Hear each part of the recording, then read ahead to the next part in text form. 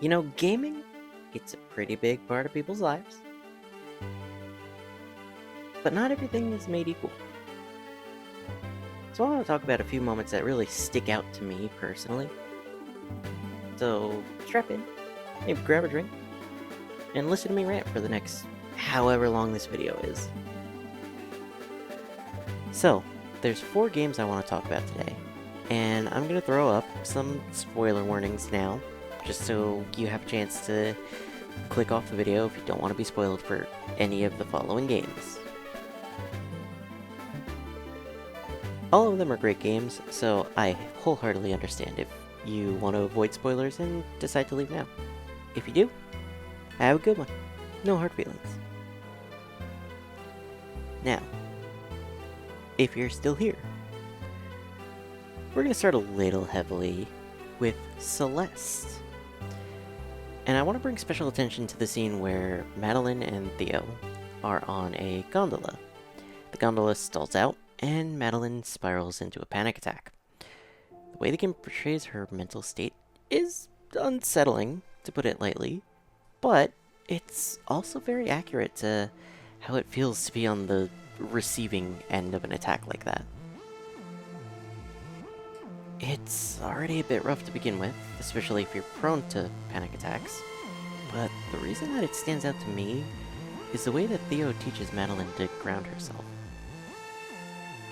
Theo has her imagine a feather slowly floating downwards, and instructs her to make it float back up with her breathing, which, over time, and through the player's input, helps her to calm herself, despite the situation happening around them.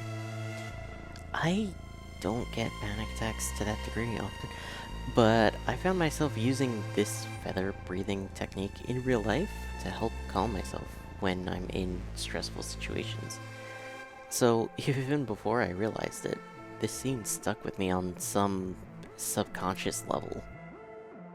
And personally, I think that's great.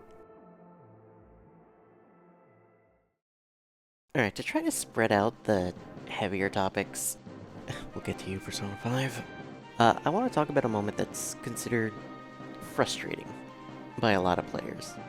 And it largely centers around cutscenes that you can't skip. A big offender of this is the original PS2 release of Kingdom Hearts. There's a few points in the game where this happens, and it's just as bad in Kingdom Hearts 2, where, Dance, water, dance! But I wanted to spotlight one specific point. Later on in the first game, you fight a boss fight against Ansem, the Seeker of Darkness. and it's one of the hardest fights in the game. This one sticks out in a lot of people's minds because in the original release of the game, you were forced to sit through the cutscene every time. It's very frustrating, and leads to, well, I'll just let this post speak for itself. Mocking the cutscene right before a level where you keep dying because you've heard it so many times. Kingdom Hearts. But seriously though, Kairi's a princess? That girl has lost her heart. Suck a dick Riku, we all know. It is I, Ansem. Not Clayton. It's no use. That girl has lost her heart. Dance, water, dance! What? You're not Riku? The keyhole cannot be completed, so long as the last princess of heart still sleeps. Fucking Kingdom Hearts in a nutshell. I can directly quote most Kingdom Hearts cutscenes. Princess? Kairi's a princess? Endless mockery of his grass skirt. Yes. And without her power, the keyhole will remain incomplete. It is time she awakened. No way you're taking Kairi's heart! Said every Kingdom Hearts fan ever. Whoever you are, let Riku go! But first, you must give the princess back her heart. Basically, Kingdom Hearts. I'm still stuck on Hula Riku in KH1. Don't you see yet?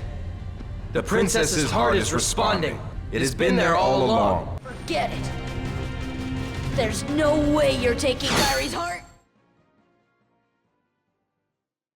Let's go from player crashouts to character ones, and talk about Persona 5. Over the course of the game, you're introduced to, and can spend some time getting to know a character named Goro Akechi. Akechi is...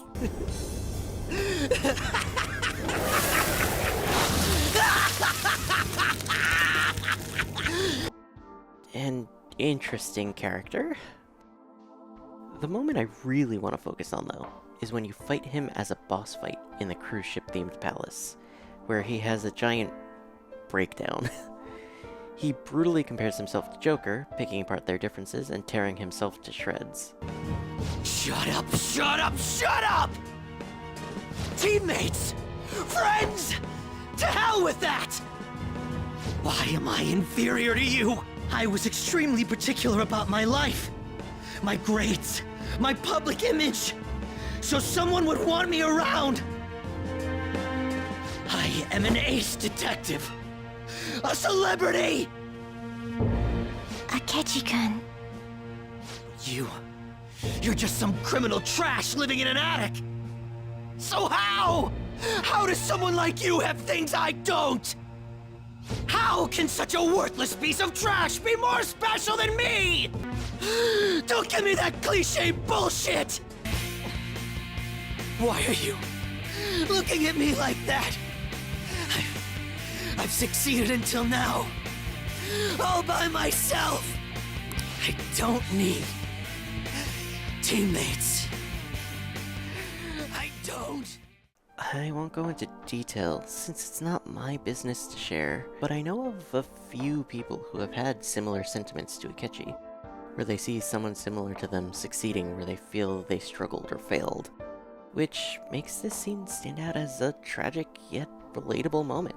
And to be honest, I feel like a lot of people will find solace in Akechi, knowing that they are not the only ones to feel this way.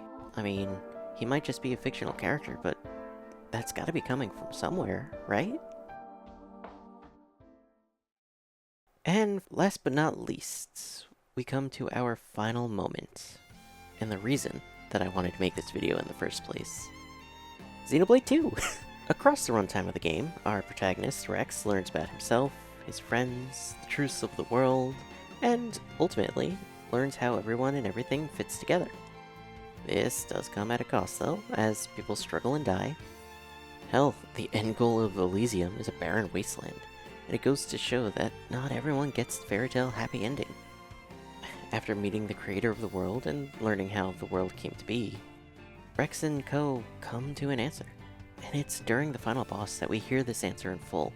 And as much as I'd like to just show you this full scene, please watch it, it's great. I'll keep it to the lines that I want to bring the most attention to. Why don't you just let it go? Who do you think you're doing this for? I'm doing it for myself. If it helps put smiles on people's faces, helps them live their lives together, then that's my role in this world! If I can get personal for a moment, I've been making videos for a long time now. My first channel was made all the way back in 2009 even. And for a lot of that time, I knew I liked to make videos and have people enjoy them, but I couldn't really put into words what motivated me to do it. Xenoblade 2 released on December 1st, 2017, which was right in the middle of a big period of self-reflection in my life. And this scene, and especially Rex's lines here, gave me the push I needed to be able to convey why I enjoy content creation as much as I do. I was a lonely kid, and the creators I watched back in the day helped make life a little bit more bearable.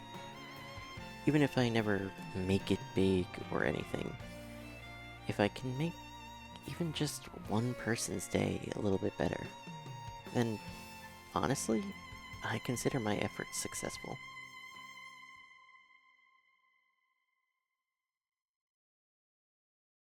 Thanks for watching, and thanks for letting me ramble on about some moments that really stuck out to me in gaming. I'm sure there'll be dozens, if not hundreds, more impactful moments, so feel free to leave a comment so you can talk about the ones that left a mark on you. And if you enjoyed the video, leave a like or consider subscribing, because I have a few more video essay style ideas rattling around in my head, and I'd love to share them. And finally, thank you for listening. Take care of yourself, and I hope you have yourself a damn good one.